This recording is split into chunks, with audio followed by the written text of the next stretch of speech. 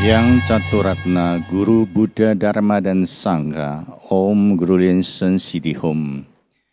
Di kalangan Tantra Chen Focong ada sebuah fenomena yang sangat unik yang tidak dijumpai di negara lain selain di Indonesia, yaitu komunitas penganut Tantra Chen Focong non-Chinese.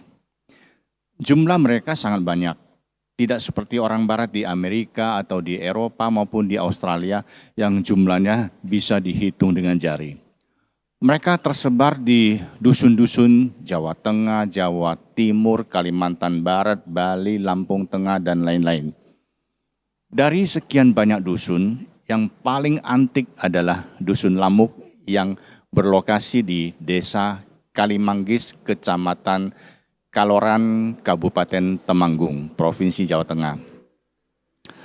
Pada akhir tahun 90-an, saya sering tulis naskah untuk media True Buddha News yang berpusat di Vancouver, Kanada. Salah satu naskah yang saya tulis untuk TBN waktu itu adalah Umat Vihara Wajrabumi Satya Dharma di Dusun Lamuk.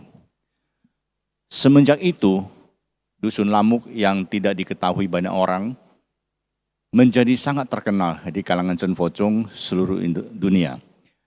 Wihara ini merupakan wihara desa yang paling banyak dikunjungi oleh acarya Chen Focong baik dalam negeri maupun luar negeri.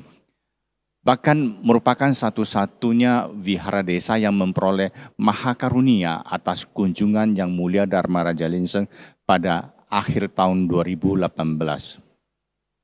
Saudara-saudara, sebanyak 87% dari penduduk Dusun Lamuk menganut Buddha Tantra Chen Focong. Saat wihara dipugar pada tahun 1999, warga setempat menjadi tenaga sukarela, termasuk yang non-Buddhis. Sejak tahun 2001, setiap hari suci, Hari Suci Mahaguru dan Hari Jadi Dusun Lamuk, seluruh umat Chen Focong di Lamuk akan merapal mantra Mahaguru semalam suntuk. Begitu pula dengan hari jelang musim tanam, selain rapal mantra Mahaguru semalam suntuk, disertai pula rapal mantra Jambala juga. Saudara-saudara, jauh sebelum umat Dusun Lamuk mengenal Yang Mulia Dharma Raja Linseng, sebetulnya Yang Mulia sudah pernah hadir di Dusun Lamuk. Untuk itu hari ini saya akan hadirkan salah seorang pandita Dharma Duta yang juga merupakan pimpinan di Dusun Lamuk, yaitu Romo Suyamto Jiangse, untuk memberi kesaksian. Mari kita simak bersama. Namo Buddhaya, saya Suyamto, seorang pandita Dharma Duta dari Wihara Wajrabumi Satya Dharma Wirya di Dusun Lamuk, Kabupaten Temanggung, Jawa Tengah, Indonesia. Pada bulan Agustus 1986, saya bermimpi bahwa Dusun Lamuk yang sedang mengalami kekeringan kemarau panjang kedatangan seorang tamu agung yang menurut pandangan saya parasnya seperti Presiden Soeharto yang mengenakan rompi naga. Badannya beliau tampak mengeluarkan sinar sangat terang. Dan anehnya pasukan pengawalnya seperti punggawa kerajaan kuno yang bukan membawa senjata api melainkan membawa tongkat wajra. Komandan pasukan pengawal mengatakan beliau akan memberikan pemberkahan pada warga Dusun Lamuk karena beliau adalah seorang Buddha. Dalam mimpi saya, segera mengumpulkan warga dan siapkan sebuah mangkok berisi air beserta sapu merang seperti tradisi pemberkahan Theravada yang saya yakini pada saat itu.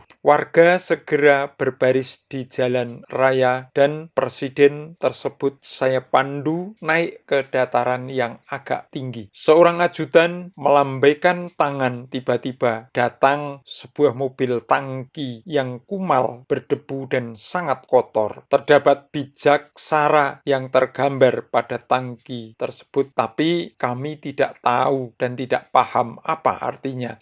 Lalu ajudan itu mengambil pucuk daun dan menuliskan huruf HUM pada tangki. Dan Presiden membaca sesuatu yang juga kami tidak tahu artinya. Tiba-tiba dari tangannya keluar cahaya. Ajudan suruh warga baca tulisan yang ada pada tangki dan serempak bilang HUM secara bersama. Keluarlah air dari mobil tangki menyembur ke angkasa disertai guntur dan hujan lebat. Warga menjadi sangat girang. Kemarau panjang pun berakhir. Hamparan hijau tiba-tiba muncul seketika. Namun Presiden dan ajudan juga hilang dari pandangan saya dan saya terbangun dari mimpi. Tak lama kemudian, warga penganut agama Buddha di daerah Temanggung satu persatu banyak yang pindah agama. Justru tidak demikian untuk warga Dusun Lamuk tetap eksis sambil mencari jati diri.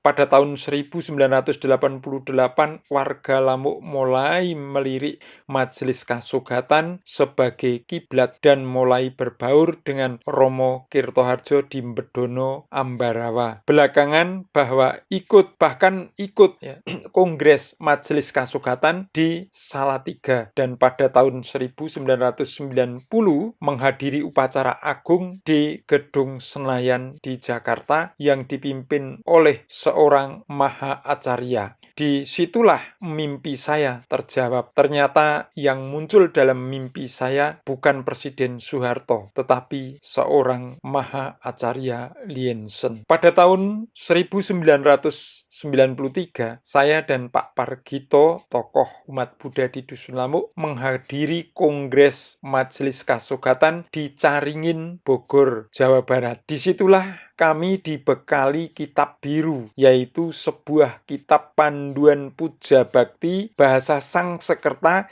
yang disusun dan dibawa langsung oleh Acarya Lien Fei ke Seattle untuk memperoleh Maha Abhiseka dari Maha Guru. Saat itu Acarya Lien Fei masih seorang umat dan menjabat sebagai Sekjen Majelis Kasugatan Indonesia. Sejak itu umat Buddha di Dusun Lamuk mulai tekun mempelajari sadhana tantra berkat pembinaan dari pusat, yaitu Romo Oke Diputra, Romo Karuna Atmaja, dan Romo Purna Chandra. Saudara-saudara, pada bulan Desember tahun 2018, artinya 32 tahun kemudian setelah kejadian mimpi saya, seorang Buddha Maha Acarya Liensen sungguh-sungguh berkenan hadir dan memberkati langsung pada umat Buddha di Dusun Lamuk dan sekitarnya. Kehadiran beliau persis seperti dalam mimpi saya, bahkan gumuruh guntur di langit disambut hujan lebat serta angin. Seketika tampak berkah hijau menguning bagaikan hamparan permadani, pertanda Dewa Rezeki atau Jambala hadir untuk memberi pemberkahan. Semoga Dusun Lamuk senantiasa menjadi dusun Buddhis penghayat Chen Focung dan selalu lestari selamanya. Om Guru Lien Sen Sitihum. Terima kasih Maha Guru, terima kasih Namo Buddhaya. Saudara-saudara, Lampung artinya embun. Sore-sore Dusun Lamuk sudah terasa banyak embun. Maka cuacanya sangat sejuk. Sebelum pandemi COVID, setiap jelang hari Trisuci Wasak, para siswa SMU Sekolah Atisa di Pamkara, yang di Karawaci, Jakarta, Tangerang, akan berkunjung dan live in di Dusun Lamuk selama beberapa hari. Jumlah mereka yang ratusan akan bagi inap ya, di rumah warga dan betul-betul menghayati gaya kehidupan wong deso. Dusun Lamuk dikatakan unik karena tempat ibadah Buddhis di seluruh Indonesia, mungkin hanya wihara yang di Dusun Lamuk inilah yang satu-satunya memasang loudspeaker besar-besar di atas atap wihara untuk menyiarkan suara rapal sutra maupun mantra ke seluruh penjuru dusun setiap ada kegiatan puja bakti. Saudara-saudara, 25 tahun lalu ada sebuah kejadian mukjizat di Dusun Lamuk yang berhubungan dengan sumber air. Mungkin karena kejadian ini sudah lama berlalu, banyak umat baru yang belum pernah mengetahuinya. Untuk itu hari ini saya akan menghadirkan seorang tokoh agama Buddha di Kabupaten Temanggung, Pak Parman, yaitu salah satu tokoh yang turut memprakarsai adanya agama Buddha Chan Focung Kasogatan di Dusun Lamuk. Selain di Dusun Lamuk, Dusun Jagang, Dusun apalagi Semanding, ya. Nah, yang di Temanggung, beliau pernah menjabat sebagai kepala Dusun Lamuk selama 15 tahun. Dan rumahnya pernah selama 1 tahun digunakan sebagai tempat ibadah sementara ketika wihara sedang dipugar, ya, pada tahun 1999.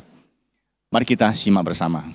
Namo Buddhaya. Nama saya Parman. Pada pertengahan tahun 1996, saya dan Romo Suyamto menghadiri peresmian Wihara Mahawelas Asih di kota Semarang. Betapa kagumnya kami yang pertama kali melihat acara peresmian yang dilanjutkan dengan upacara ulambana yang sangat sakral. Berkat nidana inilah sehingga rutin setiap hari Minggu berikut rombongan umat dari Lamuk ikut puja bakti di kota Semarang. Pada pertengahan bulan Oktober tahun 1996 ada kunjungan balasan rombongan umat dari kota Semarang ke Wihara Lamuk. Para tamu dari kota cukup kaget melihat jumlah umat desa yang berpuja bakti di Wihara Lamuk sangat banyak, tapi bangunan wiharanya tidak memadai. Para tamu juga kaget melihat umat di Lamuk berpuja bakti dengan fasih menggunakan kitab biru. Usai puja bakti, tamu yang sehabis mencicipi sehubungan kue singkong hendak mencuci tangan, tetapi hanya tersedia setengah ember air. Rupanya Dusun Lamuk kesulitan air karena kemarau panjang. Romo Lekas Pangestu, Ketua Wihara Mahawelas Asih, yang juga seorang pengusaha air mineral, melihat banyak warga Dusun Lamuk memikul derigen untuk mengambil air gunung yang jaraknya 4 km. Segera timbul niat ingin membantu mengatasi masalah kesulitan air. Keesok hari warga Dusun Lamuk dikejutkan dengan kedatangan 6 truk mobil pabrik air mineral yang disuruh oleh Romo Lekas. Upaya kirim air mineral ini dilakukan rutin setiap minggu sampai 4 bulan. Kemudian datangnya musim hujan. Suatu hari Romo Lekas Pangestu dari Semarang dan Romo Tekno Chandra Negara dari Pekalongan mendatangkan seorang pemborong sumur bor namanya Pak Kan untuk mengebor di sebelah timur Wihara Lamuk. Namun setelah berusaha mengebor hingga ke kedalaman itu 90 meter, sampai-sampai alat bor pun patah, tetap saja gagal. Pak Kan yang sudah capek dan kesal akhirnya sempat tidur siang untuk istirahat. Tiba-tiba dia terbangun dan bergegas pergi ke halaman rumah umat kira-kira 500 meter dari wihara.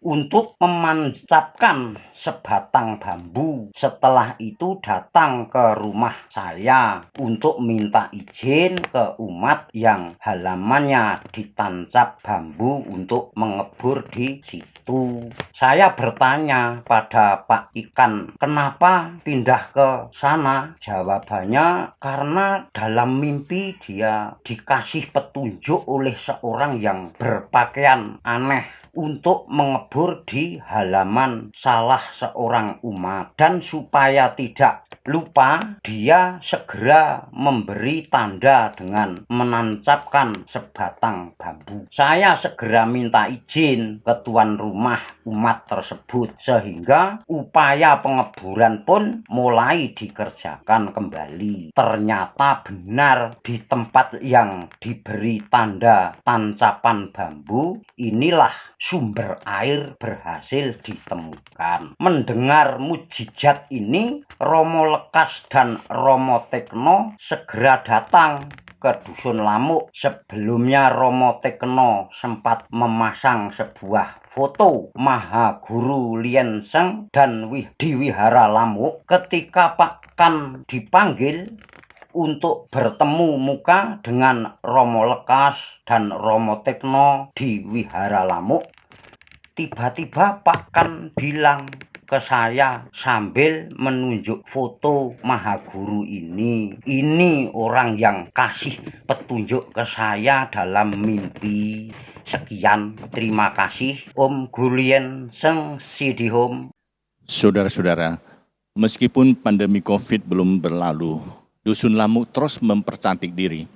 Beberapa bulan yang lalu ketika Romo Suyamto meminta saran dari saya perihal membangun pelinggih Ganesha di halaman rumah setiap umat, saya menanggapi dengan nada positif. Hanya saja saya sempat ingatkan bahwa masa pandemi ini banyak donatur dalam kondisi susah. Jadi jangan memaksakan diri.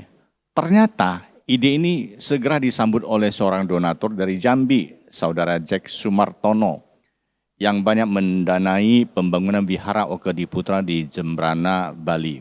Nah, saudara-saudara, sebanyak 164 pelinggih Ganesha sudah dibangun di Dusun Lamuk. Ini menjadi ciri khas Dusun Lamuk. Sebetulnya, keindahan pemandangan Dusun Lamuk tidak kalah dengan daerah wisata lain di Nusantara. Pernah suatu ketika saya live in juga di rumah Pak Parman. Keesokan pagi, saya diajak menantunya, Pak Sarono, naik ke bukit, namanya Bukit Tinumpuk. Udaranya sangat sejuk. Yang menarik perhatian saya adalah keindahan dua gunung terkenal di Jawa Tengah, yaitu Gunung Sindoro dan Gunung Sumbing. Terlihat begitu dekat dan indah. Mudah-mudahan usai pandemi nanti umat Cen Focung dari seluruh Indonesia sudi berdharma yantra ke Dusun Lamuk yang indah, sejuk dan religius. Baik saudara-saudara, pertemuan hari ini akan saya akhiri dengan menampilkan sebuah lagu mantra hasil karya umat Cen Focung di Dusun Lamuk.